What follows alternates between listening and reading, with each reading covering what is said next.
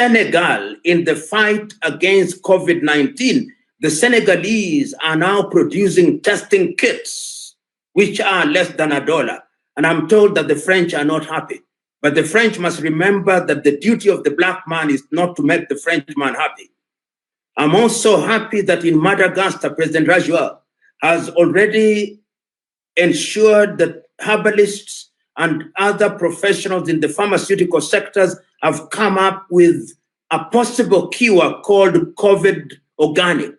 And I'm happy that Equatorial Guinea has ordered the same. I'm told that Sierra Leone has ordered the same. And subject to verification, I'm told that even Tanzania has ordered the same. And some people are trying to poo-poo the efforts of Madagascar. Madagascar has started. Our duty and the duty of our professionals in the pharmaceutical sector is to ensure that we develop the research that has been undertaken, so that going forward, we must also, in our quest for unity, ensure that we produce our own medicine. We must no longer rely on Roche, Johnson & Johnson, Novartis, and these American and European pharmaceutical organizations and Indian and Chinese organizations. In any event, the herbs that are used for making medicine is found in Africa. If they are not found in the equatorial forest of Congo, they are found in Kenya or in Cameroon or in Gabon or in Nigeria or in Ghana or in Zimbabwe or in South Africa or in Angola. So Africa has all the things that can make us work and move in the right direction. And as I conclude my opening remarks, Africa is the youngest continent. The average age in the continent of Africa is at best 25. It means that we have an army of young men and women who, if they are energized, can move the agenda forward. Whether that agenda is in the direction of education, whether that agenda is in the direction of agriculture, whether that agenda is in the direction of ensuring that we reap the dividends of the fourth industrial revolution or 5G, whether that agenda is in ensuring that we revolutionize our systems of governance, we have young men and women who are capable of achieving it. And whether that agenda is in ensuring that we improve intra-African trade, whether that agenda is in ensuring that we collaborate more and collapse our boundaries so that we don't have unviable little countries, we have the ingredients. And this particular crisis has provided us with an opportunity for introspection. We can now introspect. We can now ask ourselves uncomfortable questions that we never dare to ask, because in our lifetimes, we are now confined in our houses and in our different parts of the world, no travel, no movement, and there is no doubt in my mind that going forward, we can achieve it, and that achievement will only be realized through African unity. And let me tell my African kith and kin, we are the only continent in the world, as I speak now, which is still referred even by African scholars in the following terms: Anglophone Africa, to suggest that we are English speaking; Francophone Africa, to suggest that we are French speaking; Lusophone Africa, to suggest that we are Portuguese speaking; Arabophone Africa, to suggest that we are Arab speaking. One of the things that we must do is to decolonize our minds. The African Union has now adopted Kiswahili as the lingua franca for Africa. Let us now move to ensure that Kiswahili is developed as a lingua franca for Africa. And if we embrace Kiswahili sufficiently, in the next 10 years, Kiswahili will be a lingua franca. That does not mean that we do not use our other mother languages. We can use Igbo, we can use Yoruba, we can use Malinke, we can use Fulfude, we can use Kisi, we can use Temne, we can use Mende, we can use Tiv, we can use other languages, we can use Chinyanja and Chichewa and Zulu and Pedi and Isikosa and Eswatini and use Kikuyu and Kamba and Luganda and Runyankore and Kirwanda. But the truth is that we need a language that will unite us. A friend of mine was telling me that as long as you are not united in language, in terms of commerce, art, and indeed technology, you can only realize so much. And he told me, tongue in cheek, that you remember when God did not want the human race to reach heaven, the first thing that he did was to confuse their languages. And we must learn from God himself that when you want to unite, you've got to have a common lingua franca, which will be the language of commerce and the language of industry and the language of technology. And Kiswahili is already being accepted as such a language. So, brothers and sisters, wherever you are, if you are in Trinidad, you are in Tobago, whether you are in Jamaica or in the United States of America or in Tübingen in Germany or in Paris in France or Nouakchott in Mauritania or Niamey in Niger or Ouagadougou in Burkina Faso or Benin or Lomé in Togo or in Sierra Leone or Monrovia, or you are in Nairobi, Kenya, or you are in Malawi in Lilongwe, or whether you are in Bambane in Eswatini or you are in Maseru in Lesotho, we are all speaking the same language. And this is not the time. This is not the time to apportion blame. There are those of us whose greatest claim to fame is to fault find. Even those of us who dare to come to the public is not because we know better than everybody else. We simply have the honor and privilege of having this opportunity. We are merely sharing our thoughts in the hope that our thoughts will be cross-pollinated and cross-fertilized by other better thoughts. And when they are so cross-fertilized and cross-pollinated, then in that regard, we will have better ways of achieving what we desire and what we deserve. The question then that we must ask, what must we do in order to ensure that we save our continent and our people post the corona pandemic? I've had the occasion to listen to very many Africans. I've had those who have talked about the devastating effect of on the economy. I've had the president of the African Development Bank, Dr. Adesina Kinwumi of Nigeria, talking about how Africa has to reorganize herself differently. And I can't agree more with Dr. Kinwumi that Africa must organize differently. I've had the president of South Africa, President Matamela Cyril Ramaphosa, who is the current chair of the organization or the African Union, talking about the need for Africa to cooperate differently. I've had the occasion of listening to President Paul Kagame talking about East African community as the head of the East African community. I've had President Issatu Mahamadou, who is the current chair of ECOWAS. I've had the president of Tanzania, who is the current chair of SADC, President John Pombe Magufuli. And what one hears when one looks at all these individuals is the recognition that going forward, we must do that which is in the best interest of Africa. And I've not stopped there. I've also listened to our brothers and kin and kith who are outside of the continent of Africa.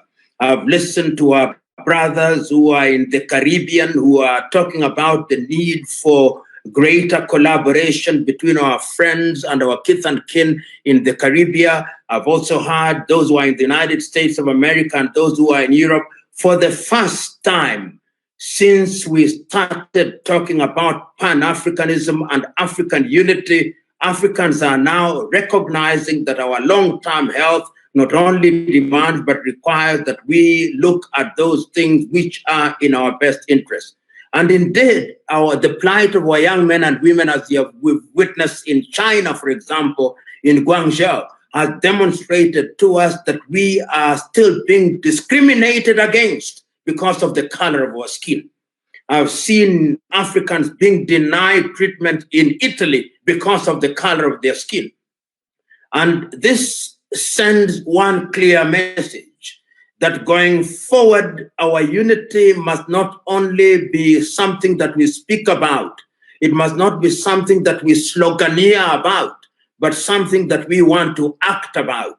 So the question is, what are the real practical issues that we must address in order to ensure that post-corona Africa will be on a path that will guarantee or ensure or promise her prosperity?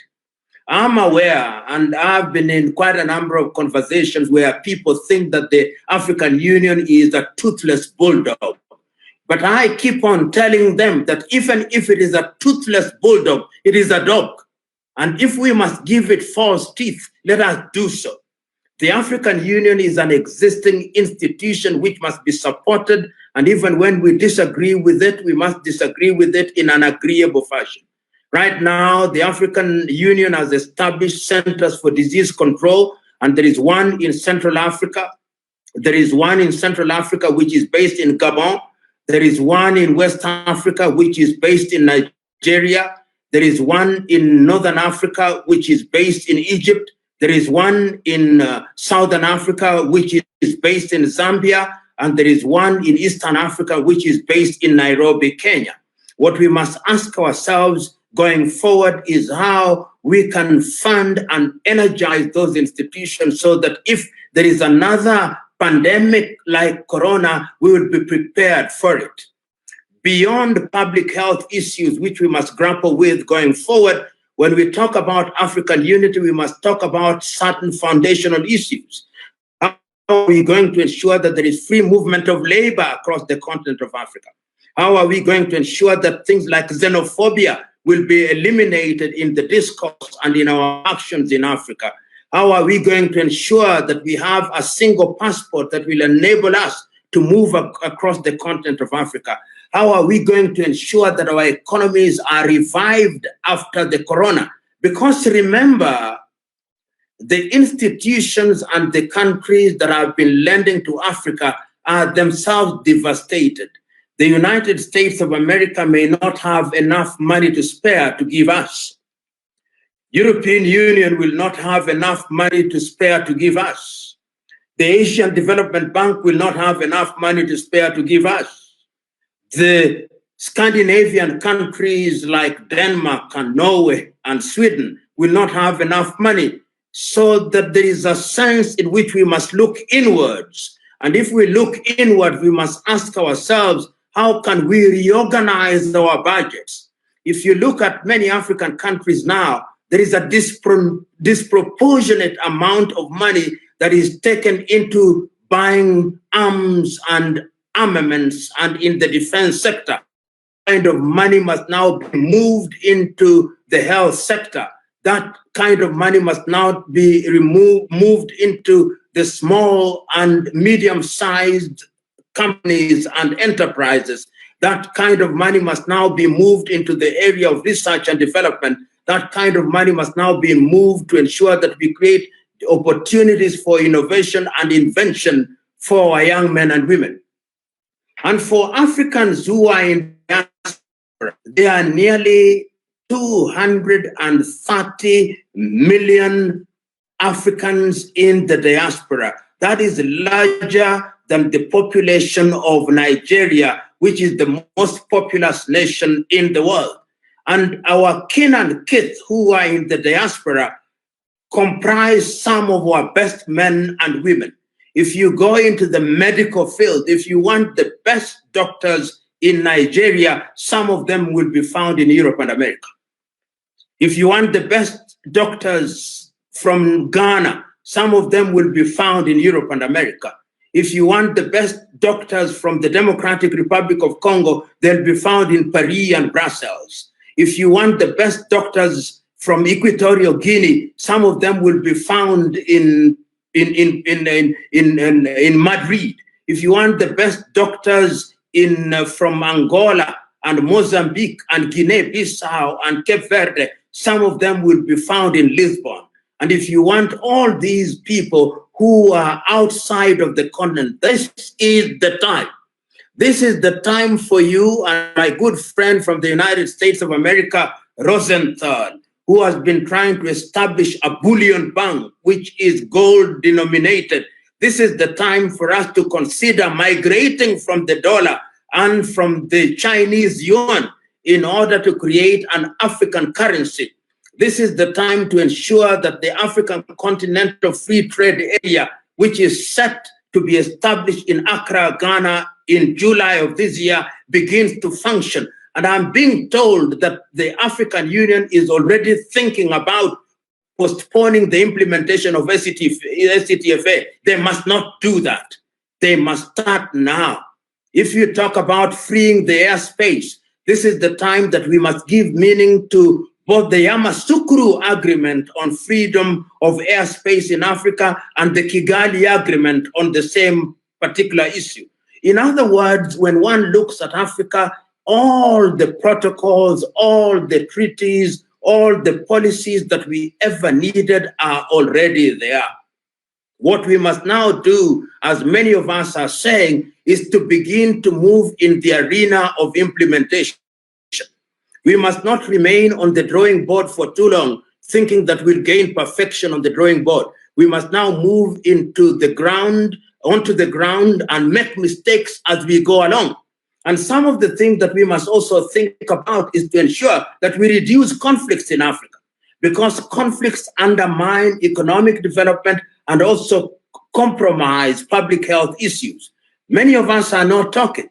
But how many of us are following the activities in Central African Republic and in the Sahelian region, in the northern part of Burkina Faso, in Chad, in Mauritania, and in Mali, and how the conflicts in that area, and of course in Libya, are undermining the fight against COVID-19. And when you go to southern Cameroon, and Ambazonia, one is asking, who is doing the testing in Ambazonia? How are we keeping social distancing in Ambazonia? How are we sanitizing in Ambazonia? How are we wearing masks in Ambazonia? And when I speak about Ambazonia, Ambazonia could be a representative of different parts of the continent of Africa. And my view, therefore, is that going forward, we must urge our politicians to remember that if Africa is to work,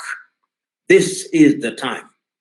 This is the time that we must give meaning to the words of the founding fathers of the African unity, Kwame Nkrumah, Julius Kambarage Nyerere, Ahmed Sékou Touré, Modibo Keïta, Robert Mangaliso Sobukwe of South Africa, Samora Moises Machel, and I could go on.